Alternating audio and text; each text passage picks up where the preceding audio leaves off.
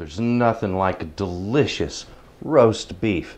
Folks, this is a wonderful way to do your roast beef.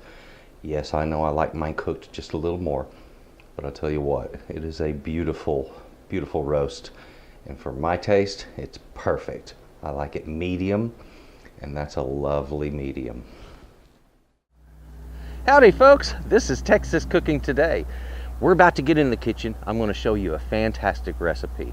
And so you'll know, every single one of my recipes comes two ways. You get a short video just like this one, and the next video, the next episode, that's a full-on tutorial for this exact same recipe. For the meantime though, let's get in the kitchen and let me show you some tasty food. Come on.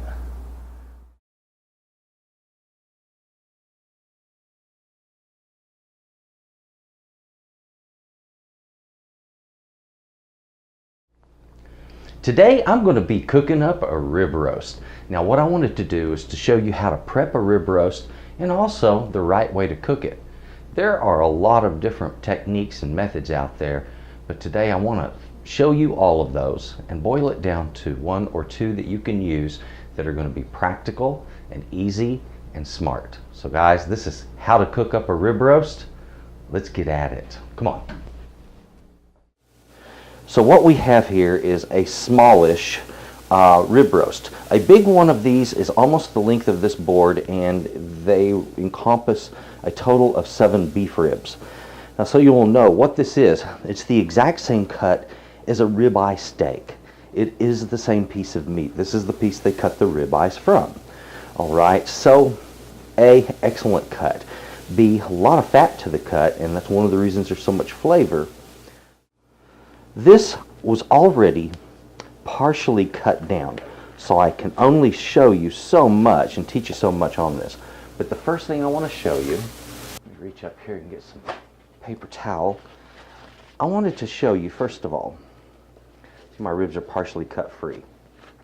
When you get one of these, if you have silver skin on the back of this, you ought to go ahead and pull that silver skin off. Now what I'm doing is I'm using my paper towel to grab the corner, and that's what I just did. You see how I pulled it up?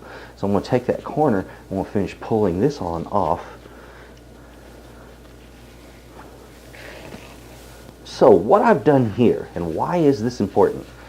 This is important because if I want to use these ribs, that's some nasty stuff, folks, and I don't want it in my ribs, alright? So whether you're doing a small one like this or a full rack, do that so you can have some usable ribs later on. Now when you're going to trim up one of these roasts or to cut the chine free, and the chine is, that's a terminology for the rack of ribs. So we're going to cut the rack of ribs free from the meat itself. Now the reason I do this, guys, is it honestly makes serving so much easier. You don't have to deal with that rib being in your way after it's cooked. When we're going to cut one of these free, and like I said, this one's already cut free, but it's still complete, so I get to show you this. You take your knife, pull that rib towards it with it facing me, and I'll take my knife and run it down the back side of the ribs. Okay, and I want to run the knife along the rib itself and run it down, working it a bit at a time, and you can pull this away from the meat as you do that, and just work yourself down and down until you're at the bottom. And then once you're at the bottom, if you wish to remove that chine, you can. And folks, me, I like to, okay, because I'm going to use these as a rack of beef ribs, and I'm going to have that cooked up separate later on. It's going to get roasted with this, yes, but I also want to cook it up separate. Now sometimes, depending on your rib roast, you can have, right where the top of those ribs were, a huge band of fat. Okay, this one is, it's not obnoxious about it. It's pulled free here, and it's only about 3/4 of an inch thick.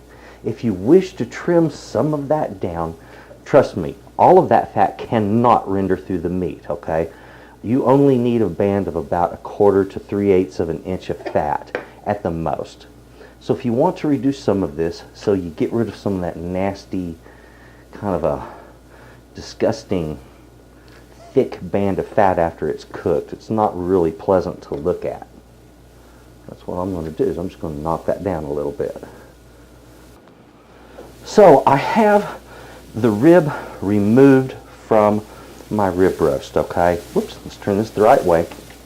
Okay, now it's all hooked up.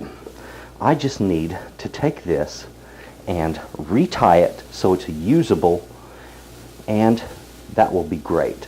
Now this piece right here, if I want, I can tuck it under, just leave it up here like so. That's exactly what I'm going to do. I'm going to shape it just like that, just the way it was originally. I have 2 pieces of string, and this is as simple as a couple of knots.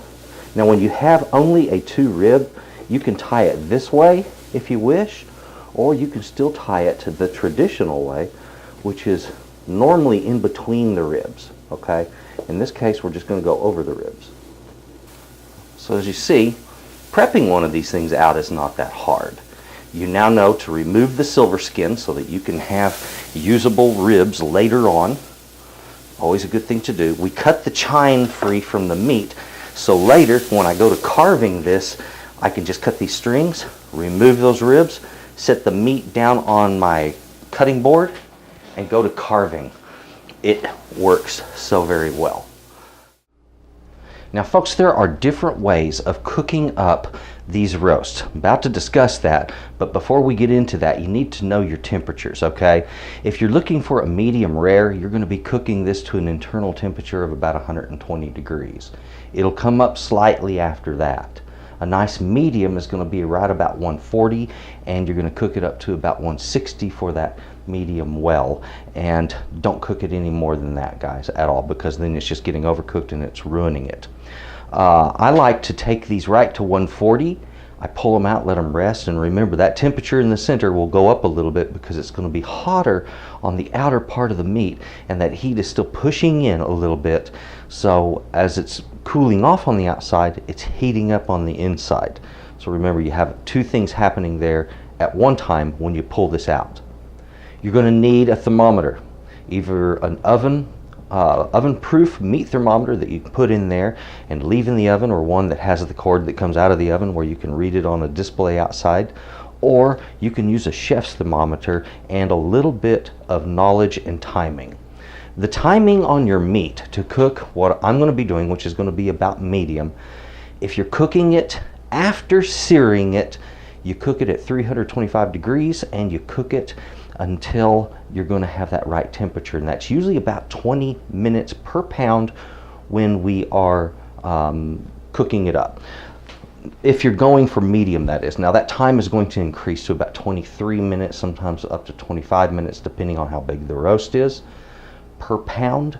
When now, and it doesn't make a difference. The bigger the roast, the more time per pound, actually. So there's a graduated scale there, even though everybody tries to pretend there's not, and there really is.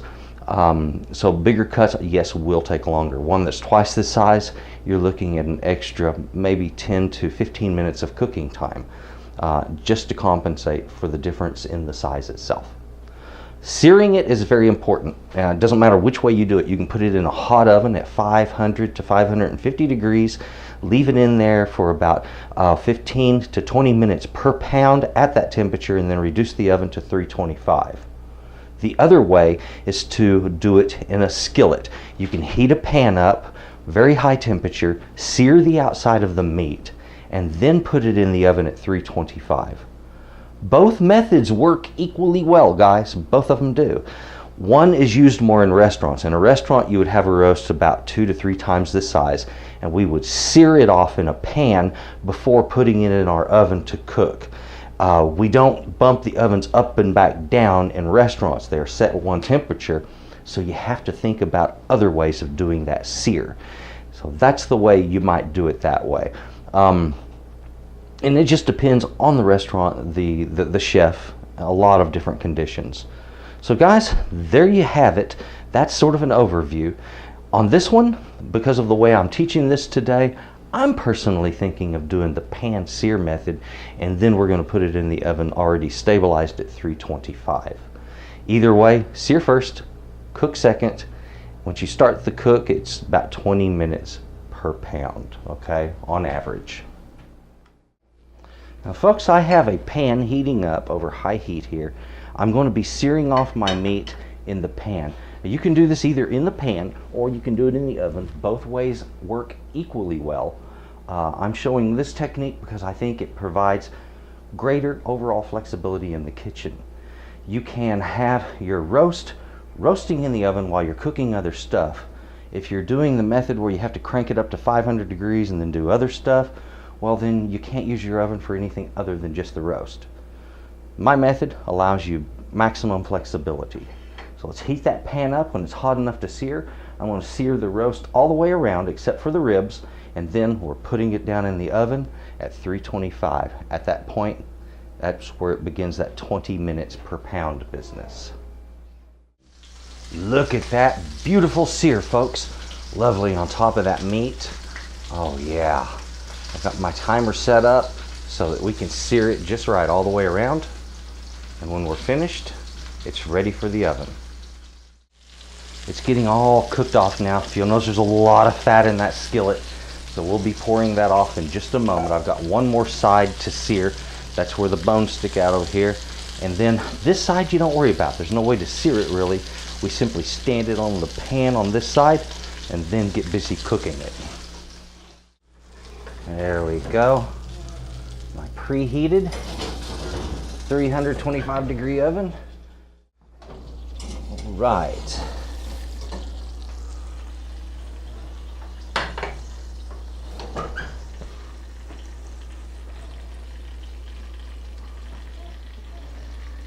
$140.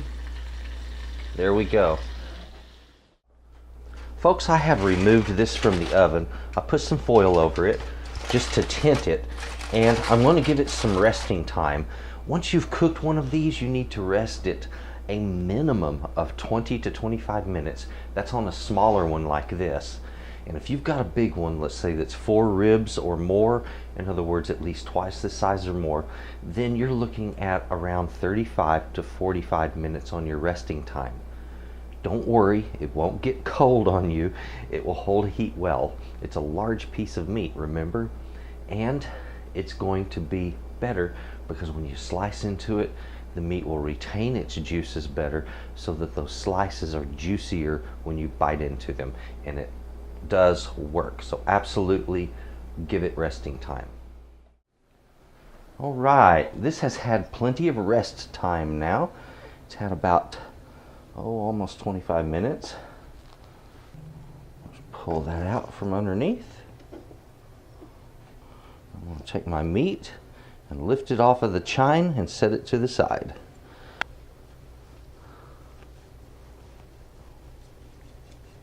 Cut just that outer off.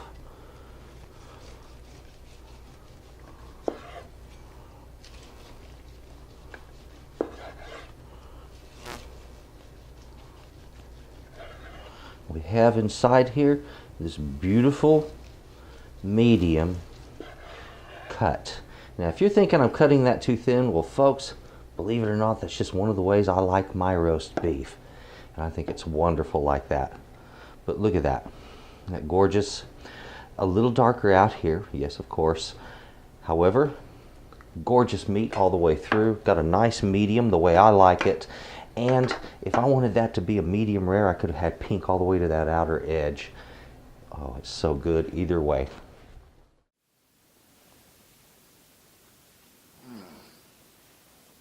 Oh, guys.